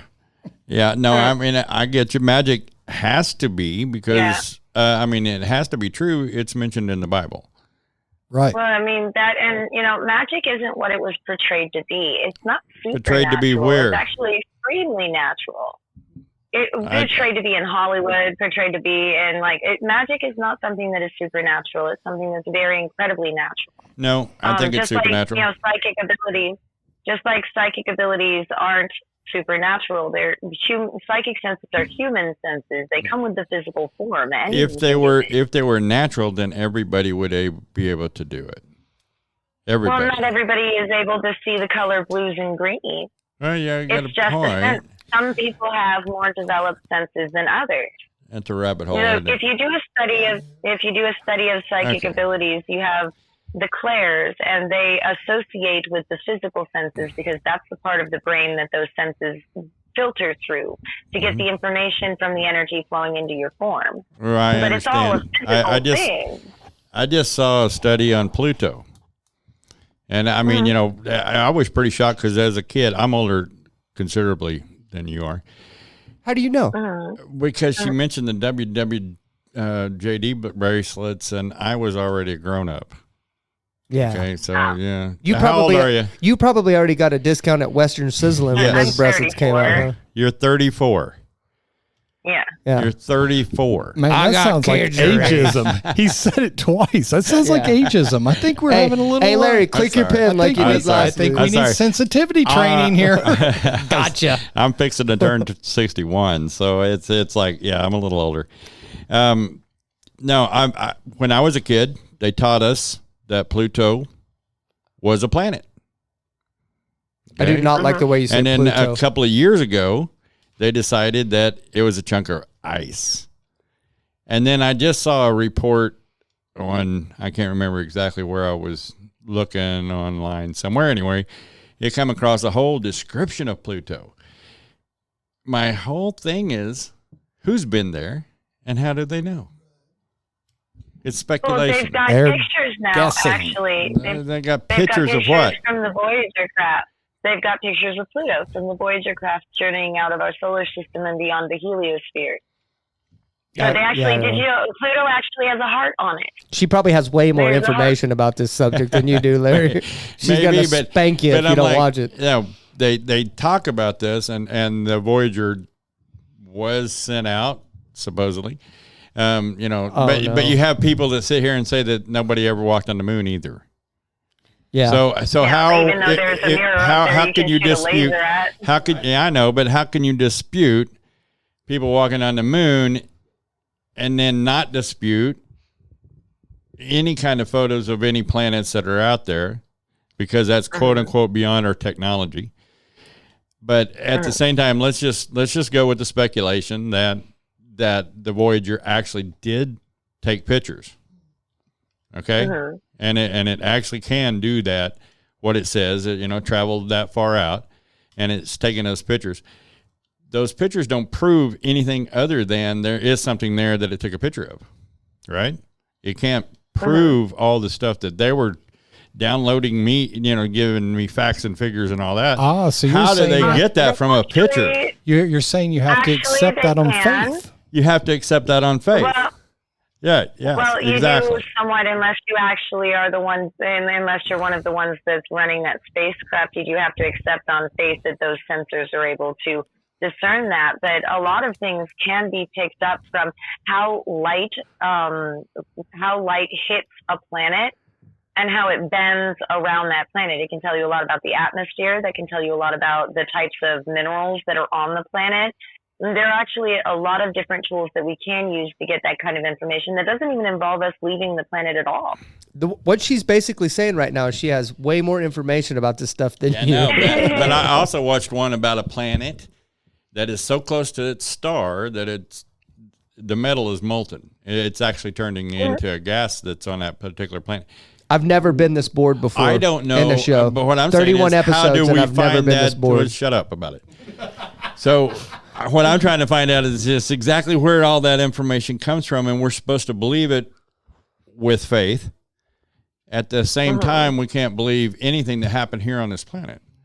Now, I do agree with a lot of what you've said. I really honestly do. I do think that Christians do definitely need to take a different approach on what we have been doing. That the judge, Matthew 7 straight up says, do not judge, or you too will be judged. For in the same way you judge others, you will be judged. And with the same measure that you use, it will be measured back to you. Ouch. Hey, yes, completely. But it doesn't just say that to Christians. That's Jesus talking. That's not just something that's written down in the Bible. That's actually a quote from Jesus. So he's telling you not to judge. We are not supposed to judge people when we come upon them, and that is one of the hardest things. But as I grew up, people always said to me, truth hurts. Hey, I know that sucks, but truth hurts. And sometimes truth does hurt. At what point are we actually supposed to share the truth with people who don't want to hear the truth? So, well, the thing is, sounds though, like is a that rhetorical Jesus question. said that he was only there to speak to those who had ears to hear. And then he did tell his apostles that if you find your messages unwelcome, kick the dust from your sandals. Yeah, we've used that quote. But how are we supposed to find out it's not welcome until we voice the truth? Well, so that's one of the things that, diplomacy is for. That's where you sit down and have conversations with the people, find out, like, there's always a nicer way to put things. But there's that's also exactly a more what we're trying to way do. to put things, depending on how people receive it. One thing that I would like to, just because we're talking about what Jesus said specifically, I've had a lot of Christians come up to me and they've said, love thy neighbor. And that always, for my autism, that irritates me because that's the Old Testament. The New Testament very specifically said, love thine enemy. Because if you only love those who love you, what have you done that is more than any other person? Yeah, very good point, because that is true. Jesus actually said in the Old Testament, or he said in the Torah, I believe is how he quotes that. He says, it is said, love thy neighbor, but I say, love thy enemy. Love thy enemy. Basically, I say, love everyone. Yeah. Well, the reason why is because it's What difficult. It's difficult to love your enemy. It's easy to love people who you're supposed to love. Have you met my neighbor? It's difficult to love him. I really actually think I've met your neighbor, but anyway. You've met a couple of them. Yes, you actually have. What I was trying to advise people, though, is that, like, if you're in a situation and you need to tell someone something and you're not sure how they're going to take it, or if they're, like, in a bad place, what you really need to do is you need to look at this person. You need to try and put yourself in their shoes. Like, you see a homeless person on the street, for example. I've been telling these people, take yourself through what would be the steps necessary to happen in your life to land you right where they are. And then think, what would you need in that moment to actually feel loved without pressure of doing anything? And then just do that. Yeah. Yeah, exactly. And the message will come through on its own. Yep. Okay, so we are coming to the end of the show, and I'm going to explain to you what we do at the end of the show here, okay? So what we do is we go around the room, and we say one thing, our final goodbye, our final saying, at the end of the room, and then because you're our guest, you're going to get the final say. Okay, you're going to get the final. You can say whatever you want there.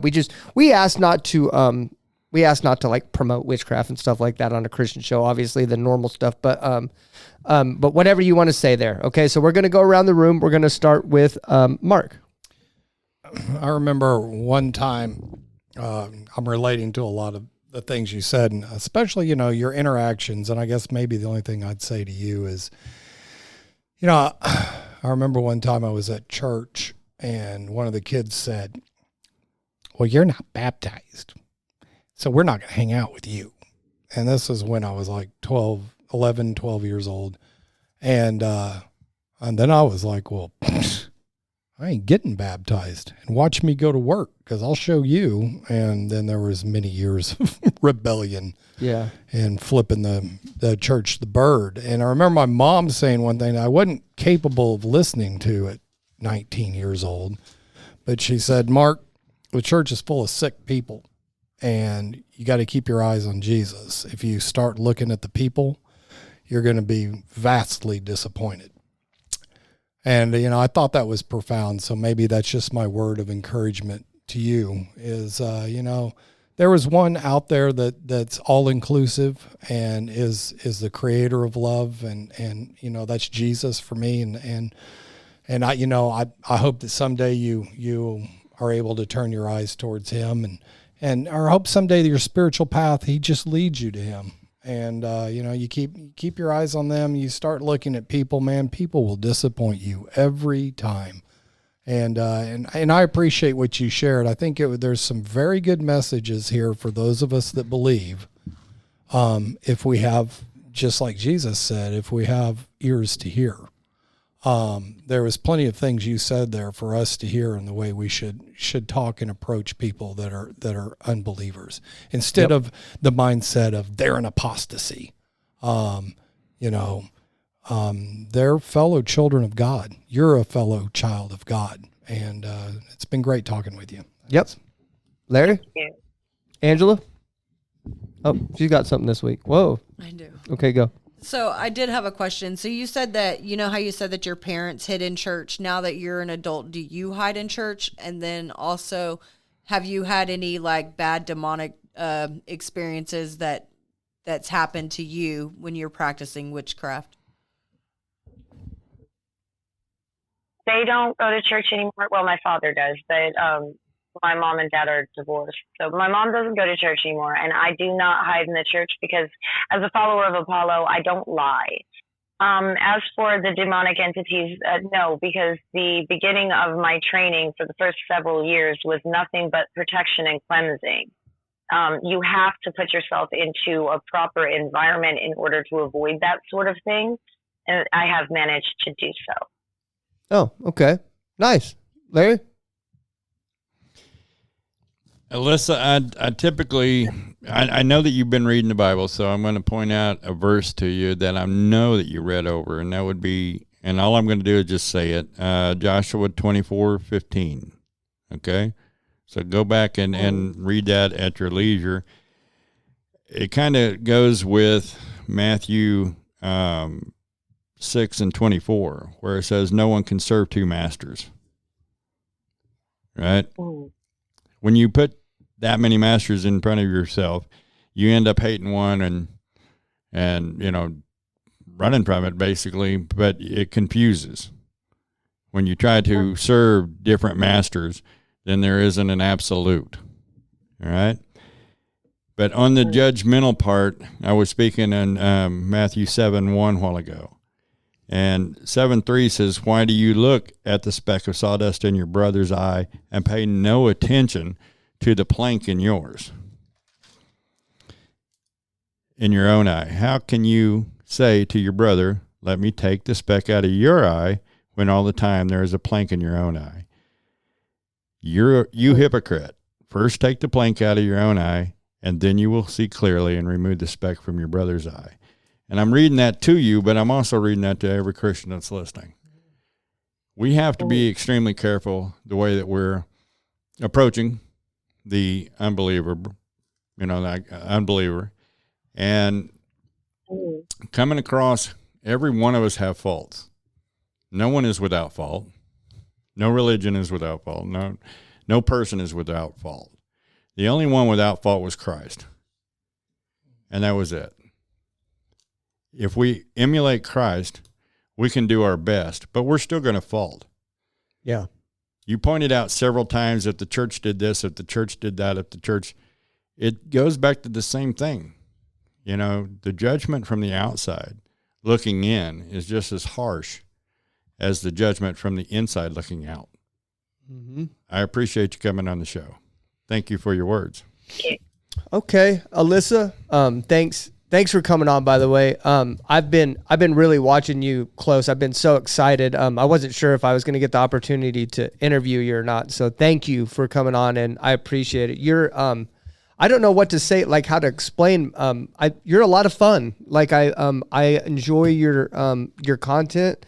I think you're extremely talented in how you bring together words. I think you can move people to act, and I'd like to say I'd like to join your mission in getting Christians to approach people that don't believe in the same thing as us in a different way. And I'd like to partner with you in that.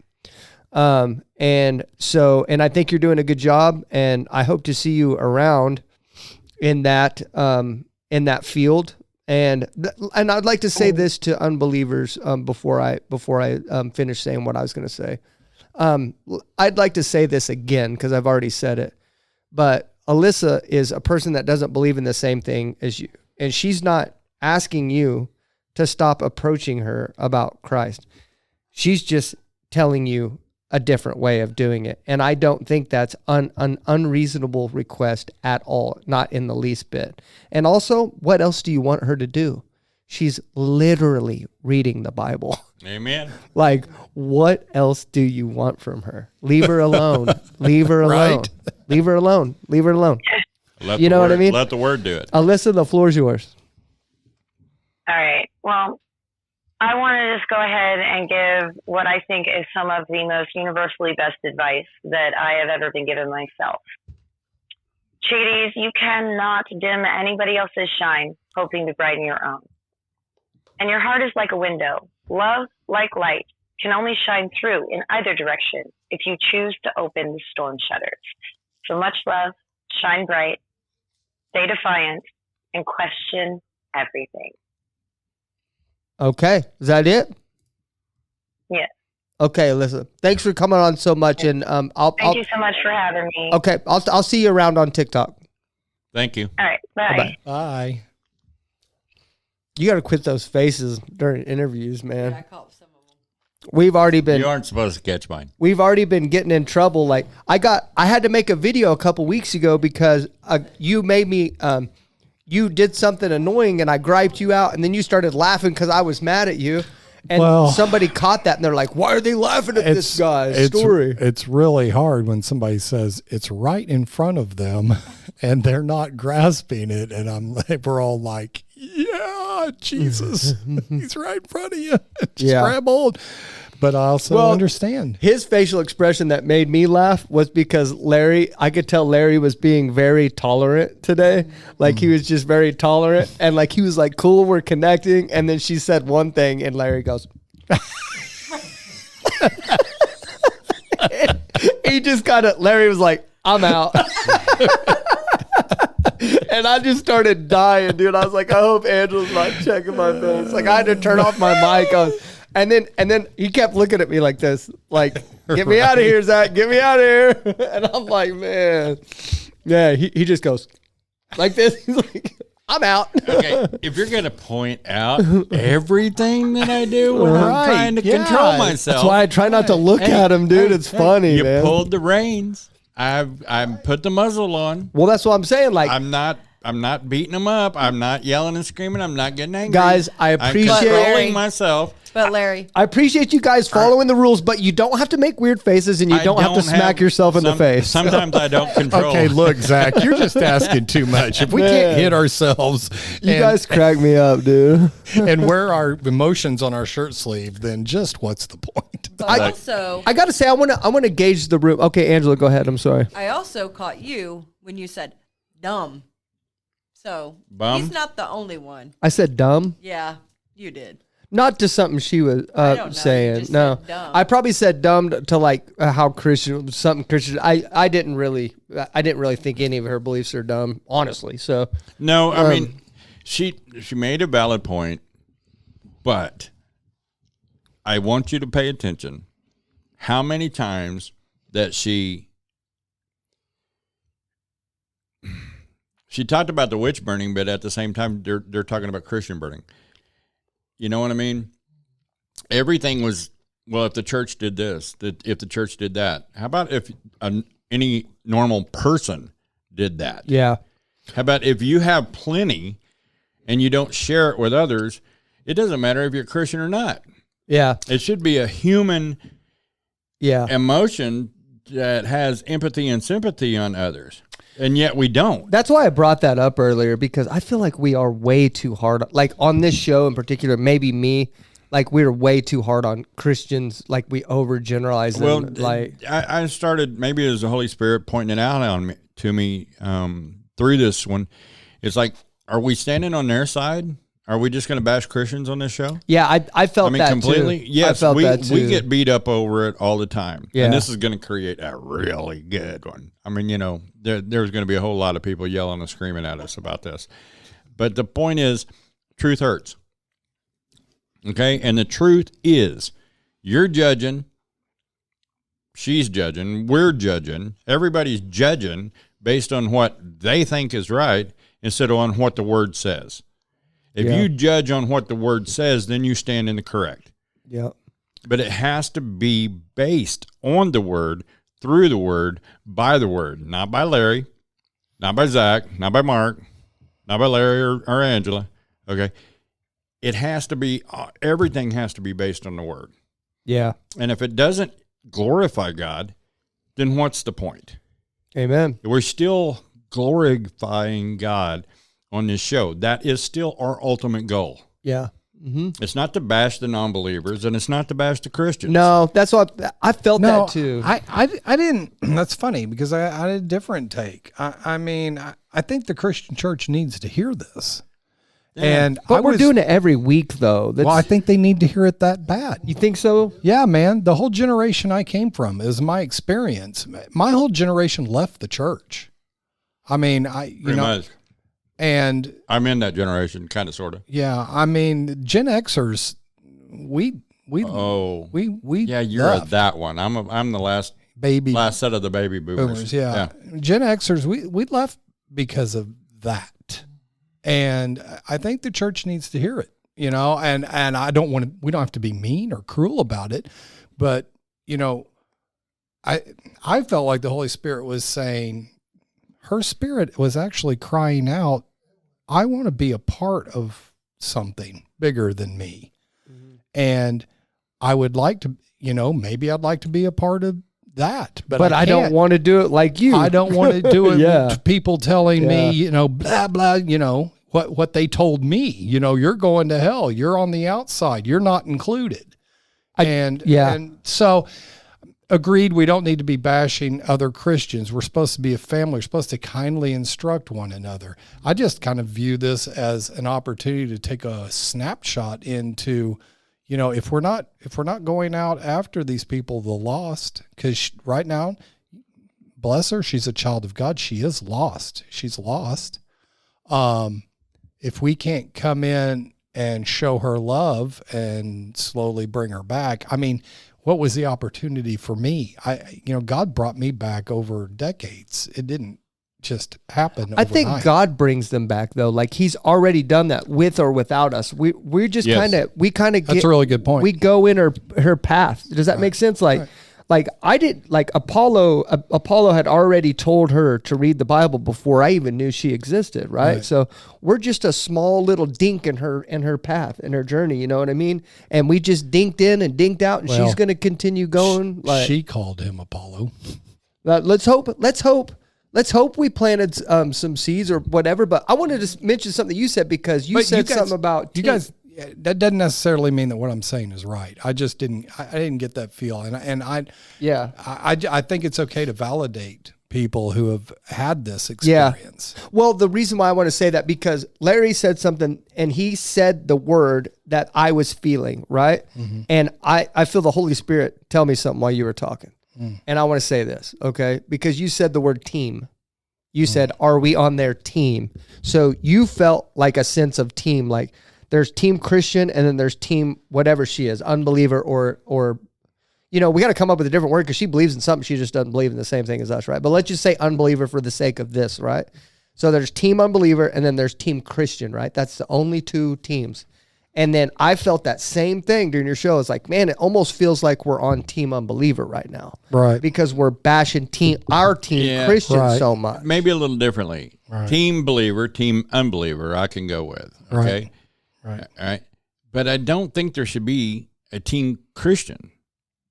Christian is supposed to be Christ-like. Hold on. Right. That's what I was going to say. They use the name to call, to get their agenda out.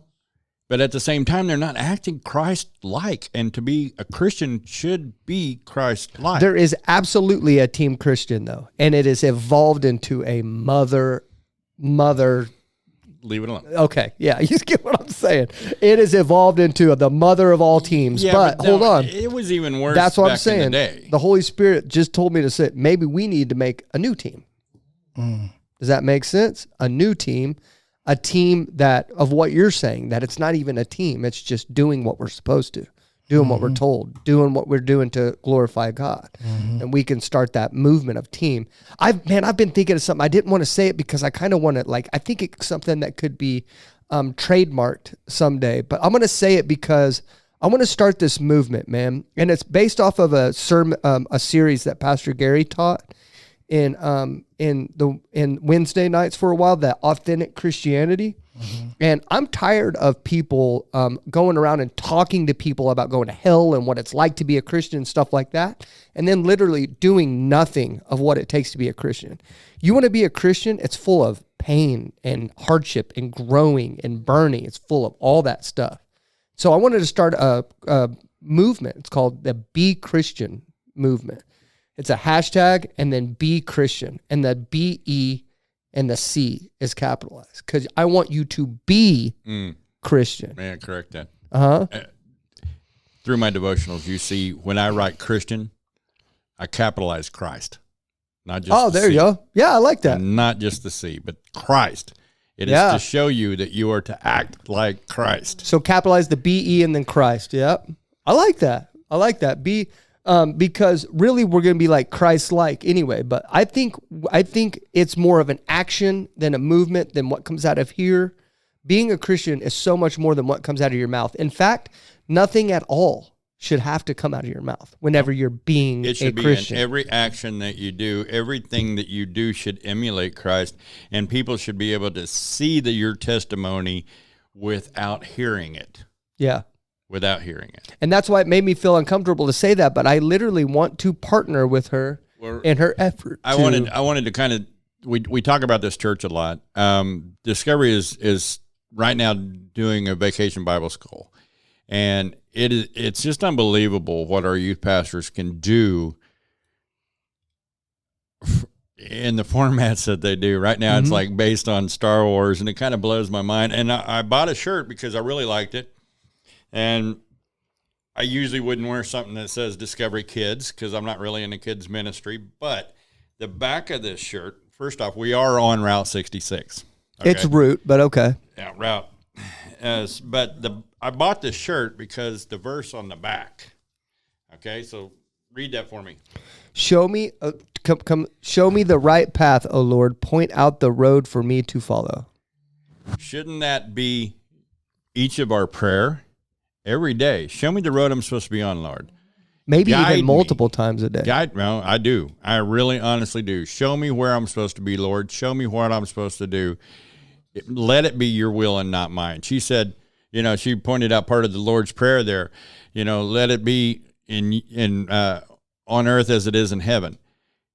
That's the Lord's will on earth as it is in heaven. Yeah. How does his will happen? His will happens when we allow him to use us. And if we're following his will and not our will, then those things can happen. Oh, man, that's crazy to think about that. That is literally God's will for what goes on in heaven to happen on earth. Mm-hmm. But the reason less of it is happening is because we are desiring more of our will. Our will. We're making, I use Joshua 24:15. It's, as for me and my house will serve the Lord. But the lead in to that verse is talking about, hey, look, if you want to pick the gods that your forefathers followed way across the river, and you don't believe that this God is the right one, then go serve them. But pick it today. It actually says, pick it today. Yeah. Which God you're going to serve. But for me and my house, I'm serving this God. Amen. And that's where I'm going to stand at. Yeah. And I have seen too much in my life not to think this God is the real God. Right. And there are other gods out there, the little God. Really? And we make gods out of everything. Oh, yep. For sure. 100%. Your will could be your God. I'm only going to do what I'm satisfied doing. If it doesn't satisfy me, then it's just not worth it. That's a new one. Females can be. Oh my goodness, yes. Yeah. Females were a god to me. I mean, we probably all have to fight those off a lot, like every day. Yeah. Because those kind of gods that's why we have to wear the armor of God. Yes. That's why I have this necklace. I want you to read it for me, but I bought it the other day because this is important for me to right now because I was wanting to know what verse that was. I'll show you. And the reason why I got this is because this is the one that is relating to me the most right now. It's in Proverbs. It's because like in this ministry and stuff like that, like since I've started this ministry, just send me the whole thing. So. Life has gotten really hard for me. There's a lot of emotions that I have to deal with while I do this, and it's just it's really hard for me to do this ministry. Yeah, I love this verse. A lot of what I do here, it causes me a lot of pain and hurt. But so that's the verse right now that I need to read every day. So yeah, Proverbs 4:23. Above all else, guard your heart, for everything you do flows from it. Yeah, that's the verse that means the most to me right now. I can understand that. I like Revelation 3:18. Just because I've been in that, but I counsel you to buy from me gold refined in the fire, so that you can become rich. Yeah, and that gold has nothing to do with currency that you would spend on Earth to buy your Apple AirPods or your anything else. That currency has to do with character. Well, all of y'all know my favorite verse, and a friend of mine, Sunday, Father's Day, gave me this right here. His name's Corey, and it's my favorite verse. And I was like, because I just use it in a devotional as well. I use it a lot. Because I truthfully, actually, God even sent a guy to my house that I could witness to using this verse. Very cool. What is the verse? It was amazing. Matthew 6:33. Mm-hmm. Seek ye first the kingdom and his righteousness, and all these things will be added. Mm-hmm. All these things. What are all these things? The gifts of the Spirit. Right. The gifts of the Spirit. Everything that goes with your needs. And your heart's desire. Out of the abundance of your heart, your mouth speaks. You know, that's why that verse is actually important as well. From your heart, everything flows. Yep. Out of the abundance of your heart, your mouth speaks. There's another Proverbs. I mean, it's like God's telling you, your heart is you. Your heart is your soul. It's not your flesh. It's your soul. Yep. You know, we think of the heart as the beating mechanism that controls our whole existence. All right. But we battle our mind. We battle our flesh, the fleshly desires. But we are to keep our heart pure. And when we keep a heart focused, that's the part that's eternal. This is all temporary. Yep. And our heart is eternal. And that's our soul. Yeah, I had somebody tell me one time the key to happiness, God first, everything else second. Yep. And us is It's the hardest thing you'll ever do, though, because it's daily. It's by the minute. Right. It's by the Battle minute. your heart. But that's daily. that's what the verse says. And that's what I've always believed, that we're genetically encoded to have a relationship with God. Number one, first, right? That was Adam's first objective. When he was made, God walked and talked with him in the garden. It was God and Adam. Right? He didn't ask God if it was okay to eat the apple. No. Well, right. So he got that reversed. Yeah, he didn't have a relationship with Right. He had a momentary lapse in a Exactly. relationship with God, Exactly. and he chose to serve what his wife wanted to do over him. He elevated Eve above God. And we still do that daily. But Right. fortunately, like The blood of Jesus paid the consequences price are for less. that. So That's why I said, like, it's easier to live now because, like, of what Jesus did, like that Ark of the Covenant, you couldn't even drop it or whatever it was saying. Yeah. It was like, man, like, dude, like a lot of times, like I used to wish when I was a kid, I used to wish that I could have lived like back then in those days, because I felt like there was more like proof of God's existence. So it'd be easier to serve God. But as the more I'm looking into this, more that like we have it way easier right now than what they did. Jesus addressed that. Yeah. Yeah. Jesus said, you know, you guys that have walked with me, believing is one thing. I mean, I'm not quoting, I'm much paraphrasing. more I know what you're Yeah, saying. how much now. more does Yeah. it take for somebody who does not see? Their Yeah. faith has to be completely on something that they have not seen. And blessed are they. Yep. So, I mean, I'll take that blessing. yeah. Amen. Okay. So it looks like we're at our closing time. Closing time.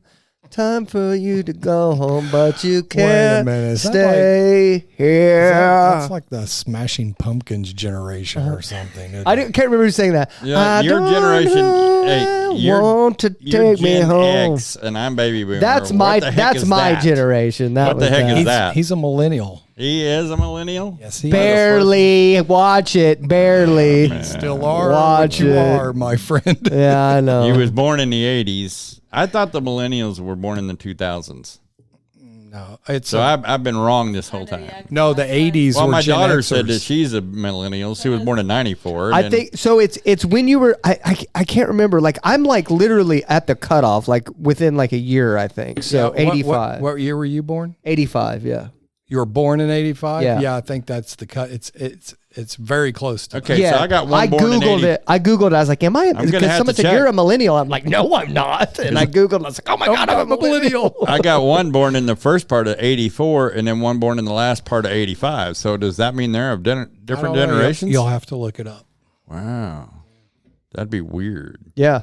That's what I'm saying. Like, because how people started boxing in millennials and how they were being like talked about. I was like, I am not one of those son of a guns, man. But that's what I used to say about Gen Xers. Really? Yeah, I used to say idiots. Yeah. I'm not a Gen Xer. I was raised by retired. I was old school. I was raised by retired people. Yeah. Well, to me, there was. My dad had me when he was 56. Dang, dude. Right. Better watch out. Let's just call him No, Abraham. no, ma'am. No, Hey, ma'am. We can just start calling him Isaac. Right? Yeah. All right. Let's cut this bad boy off. All right. All right. We think I lost it completely. Hey, That's Larry trying to imagine having a kid at 56 years old. It locked me up. I won't, it completely locked me up. Y'all will see me. That just be now turning 5. Think that through. That's just stupid for me. You'll see Angela walk in here with a potbelly pregnant. We'd be like, "Where's Zach?" And she's gonna say, "I don't know." Oh man, we thank y'all for joining us. Jesus loves you, and so do I. Thank you for watching. We are out. I'll take you home. Thank you so much for listening to the Help My Unbelief podcast. Please don't forget to like, share, and subscribe, and more importantly, tune in every Tuesday at 9 a.m. for new episodes.